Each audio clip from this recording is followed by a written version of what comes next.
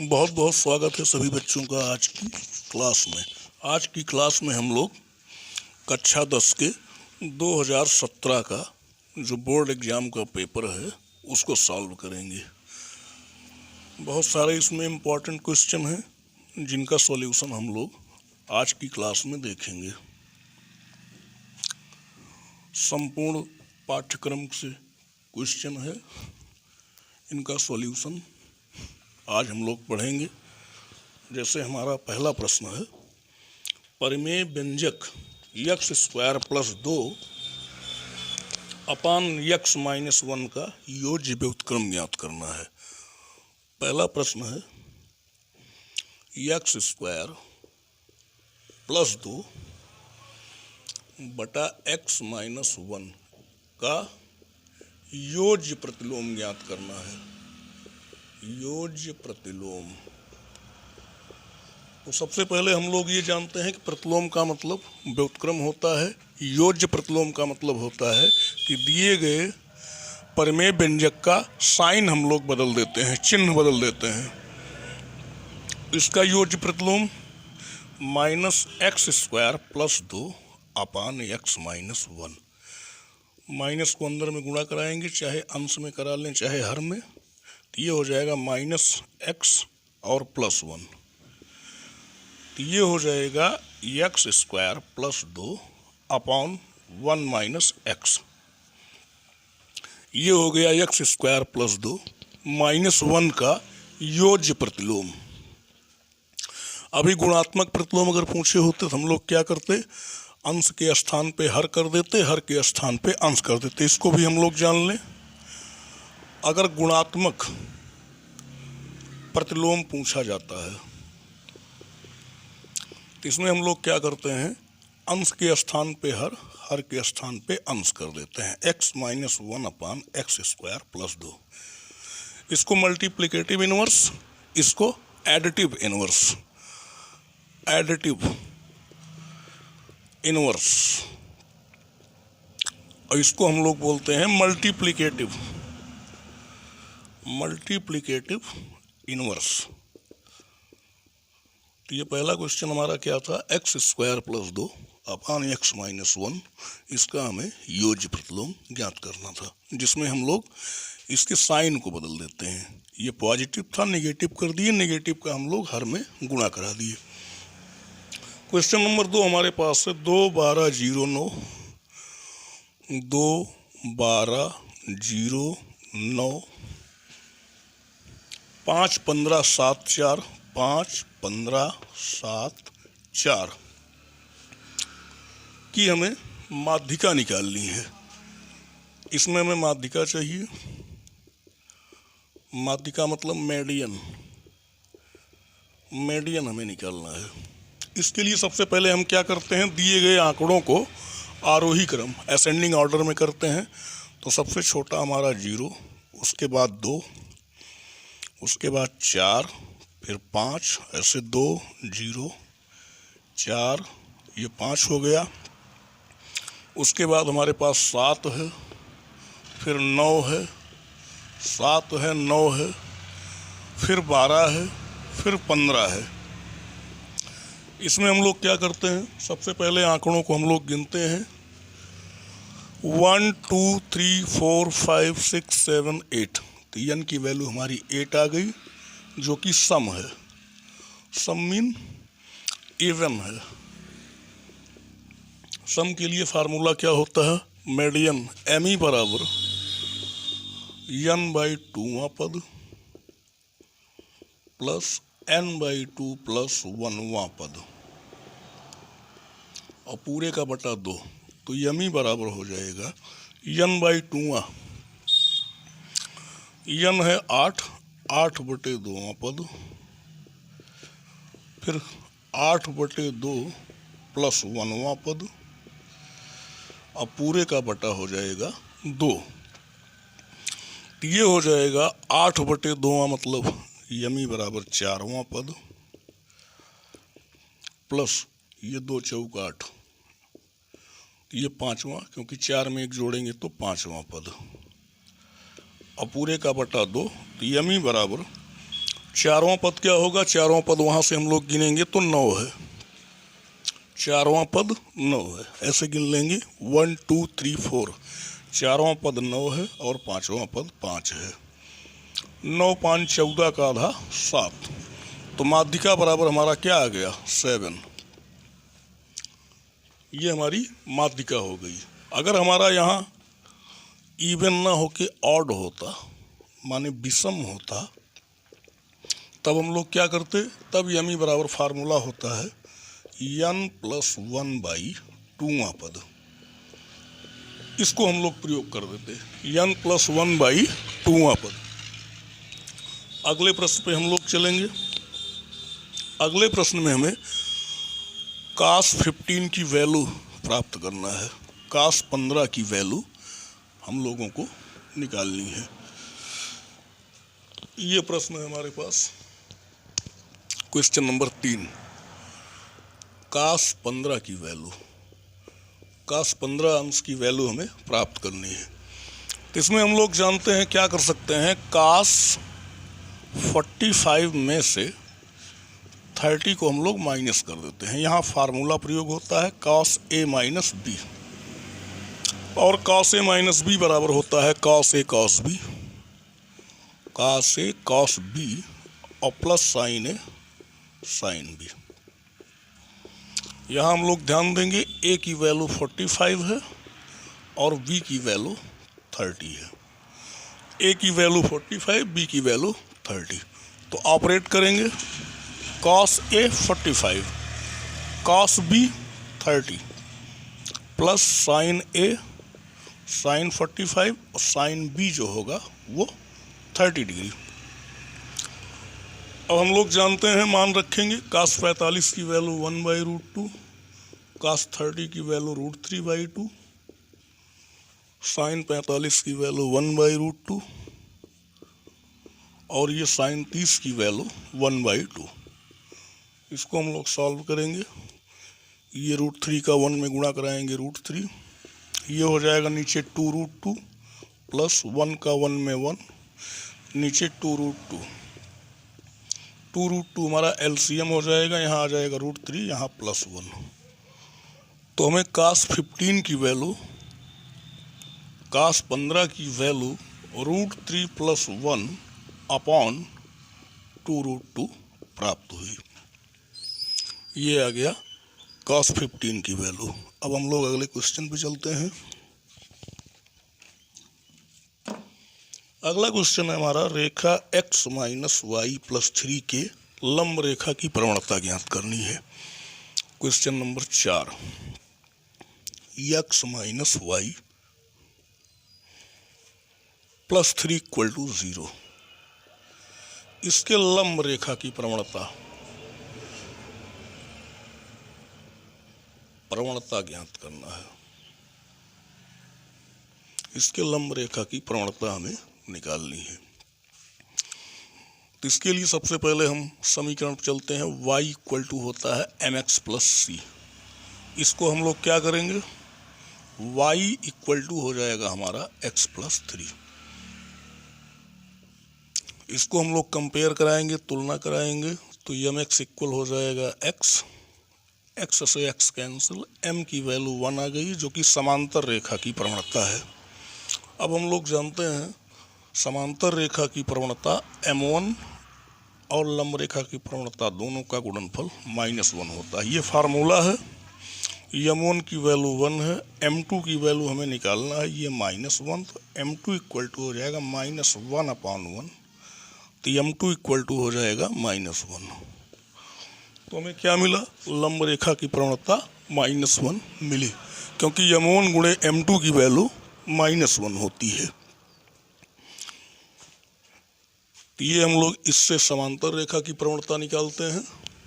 उसके बाद समांतर रेखा की प्रवणता और लंब रेखा की प्रवणता का जो गुणनफल होता है वो क्या होता है, -1 के इक्वल होता है। अगला प्रश्न हमारे पास, 5वां प्रश्न, क्वेश्चन नंबर 5 में हमारे पास एक सर्किल है, एक वृत्त है, ये इसकी जीवा है, ये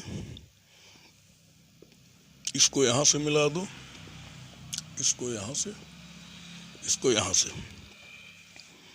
ये टोटल 60 डिग्री दिया गया है। ये है 50 डिग्री, ए है, बी है, सी है, डी है, ए है, बी है, सी है, डी है, और हमें वैल्यू फाइंड करनी है बी डी सी की। हमें बी डी सी की वैल्यू ज्ञात करनी है, निकालनी है इसकी वैल्यू। तो इसमें हम लोग क्या करेंगे, त्रिभुज देख रहे हैं, त्रिभुज एबीसी। सबसे पहले त्रिभुज एबीसी में त्रिभुज के तीनों अंतःकोणों का योग 180 होता है। Angle A plus angle B plus angle C equal to 180 degree. तो एंगल ए की वैल्यू नहीं पता है, एंगल बी की वैल्यू 60, एंगल सी की वैल्यू 50 बराबर 180। तो एंगल ए बराबर, इसको जोड़कर उधर ले जाएंगे तो माइनस हो जाएगा। 180 में से 110 घटाएंगे तो एंगल ए की वैल्यू आ जाएगी 70 डिग्री। ये हो गया 70 डिग्री। अब हम लोग एक परिमेय जो कि सूत्र है, एक ही वृत्तखंड में स्थित कोण बराबर होते हैं। एक ही वृत्तखंड में स्थित कोण बराबर होते हैं। इसमें क्या हो जाएगा, एंगल ए बराबर एंगल डी। तो एंगल ए की वैल्यू 70 है, तो एंगल डी, तो 70 डिग्री किसकी वैल्यू मिलेगी, एंगल बी डी सी की वैल्यू। तो यहाँ एक परिमेय ऑपरेट हो रही है, आप लोगों को याद करना होगा, एक ही वृत्तखंड के कोण बराबर होते हैं। तो डी की वैल्यू हमें 70 मिली। अगला क्वेश्चन हमारे पास है क्वेश्चन नंबर 6। एक सर्किल है, ये इसकी कोण है जीवा। जीवा पे से एक लंब डाला गया है, ये रेडियस है, ये इसका सेंटर है, ये ए है, ये सी है, ये बी है। इसमें ये 5 cm एओ है, ये 4 cm है। हमें जीवा ए बी की वैल्यू ज्ञात करनी है, जीवा ए बी की वैल्यू। तो यहाँ हम लोग जानते हैं जो वृत्त के केंद्र से जीवा पर डाला गया लंब जीवा को समद्विभाजित करता है। वृत्त के केंद्र से जीवा पर डाला गया लंब जीवा को समद्विभाजित करता है।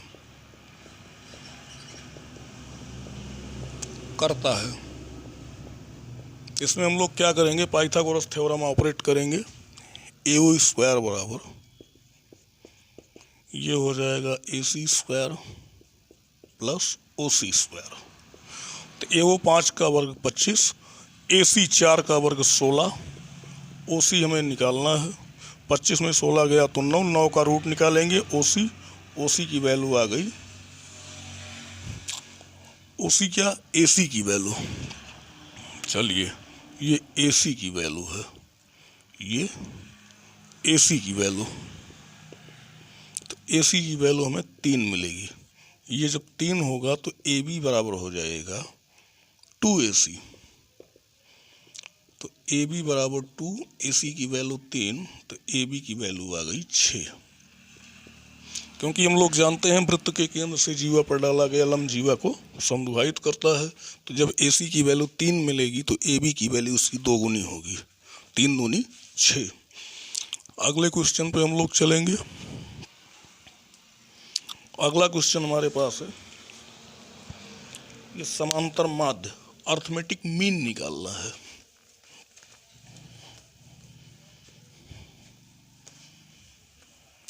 समांतर माध्य होता है पदों का योग बटे पदों की संख्या। Question number 7। क्वेश्चन नंबर 7 में हमें 4, 5x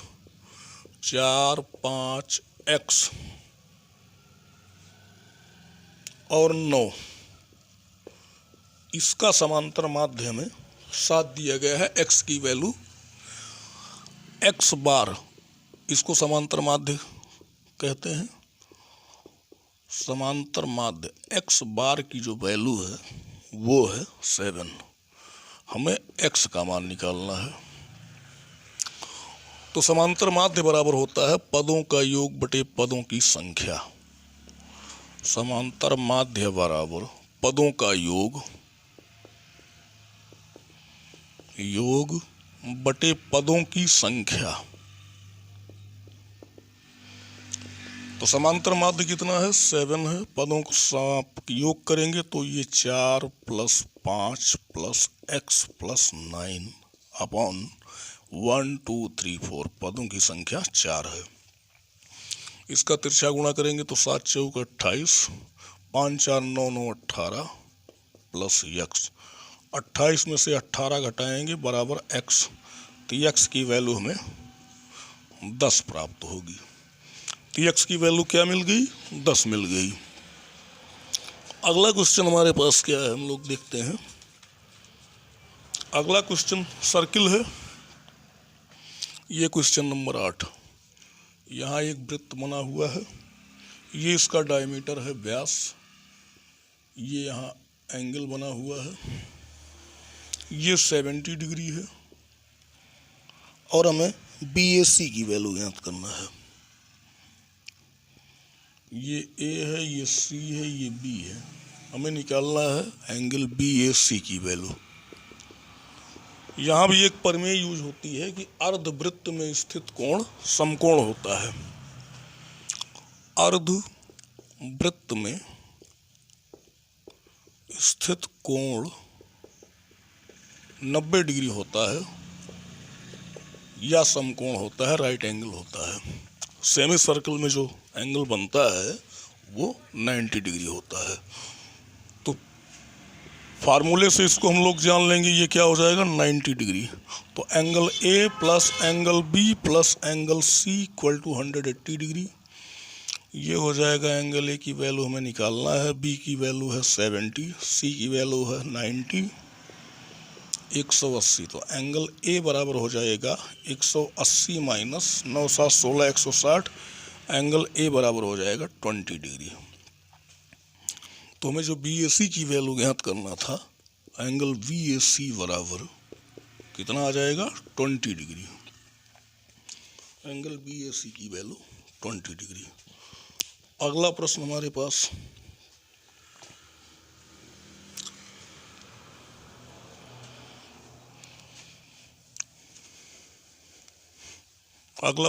पास द्विघात समीकरण से है।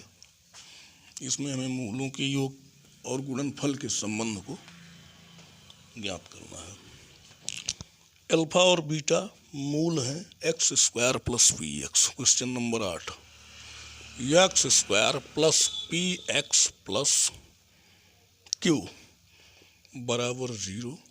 इसके मूल हैं अल्फा कामा बीटा और हमें वैल्यू फाइंड करना है α² बीटा प्लस β² अल्फा। इसकी हमें वैल्यू निकालनी है। तो हम लोग जानते हैं कि मूलों का योगफल और मूलों का गुणनफल, योगफल अल्फा प्लस बीटा बराबर -p हो जाएगा अपॉन 1। ये हो जाएगा -p और अल्फा इंटू बीटा हो जाएगा c अपॉन 1। ये q अपॉन 1 मतलब q।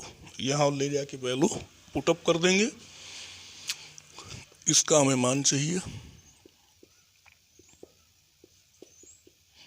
तो ये हो जाएगा अल्फा बीटा, यहाँ कॉमन लेंगे तो यहाँ बचेगा अल्फा, यहाँ बचेगा बीटा। अल्फा बीटा की वैल्यू q है, अल्फा इंटू बीटा की वैल्यू -p है। तो ये हो जाएगा -pq। ये अल्फा प्लस बीटा की वैल्यू आ जाएगी। अगला क्वेश्चन हमारे पास है 9वां क्वेश्चन। एक लंबवृत्तीय बेलन की ऊंचाई दिया गया है। बेलन की ऊंचाई है h बराबर 5 cm और इसके आधार का क्षेत्रफल 36 पाई। आधार का क्षेत्रफल 36 पाई। तो ये होता है पाई आर स्क्वायर। आधार का क्षेत्रफल ये 36 पाई है और एच की वैल्यू हमें 5 दी गई है। इसका वॉल्यूम निकालना है आयतन, और आयतन बराबर होता है बेलन का पाई आर स्क्वायर एच। तो पाई आर की वैल्यू, पाई आर स्क्वायर की वैल्यू है 36 पाई। 36 पाई सीएम। बेलन का वक्र पृष्ठ निकालना है। हम आयतन लिखे हैं, वक्र पृष्ठ, वक्र पृष्ठ निकालना है। बेलन का वक्र पृष्ठ ज्ञात कीजिए। आधार का क्षेत्रफल 36 पाई है। तो यहाँ से हम लोग क्या करेंगे, पाई आर स्क्वायर इक्वल टू 36 पाई। पाई से पाई कट गया तो आर की वैल्यू 6 मिलेगी और वक्र पृष्ठ होता है 2 पाई आर एच। 2 गुणे पाई। आर की वैल्यू हमारी कितनी मिली है 6 और एच की वैल्यू 5। तो 6 पंचे 30 गुना 60 पाई सीएम स्क्वायर। ये किसकी वैल्यू हो जाएगी, वक्र पृष्ठ की। अगले वीडियो में हम लोग अगला पार्ट समझेंगे। इतना क्वेश्चन आप लोग तैयार करिएगा। धन्यवाद।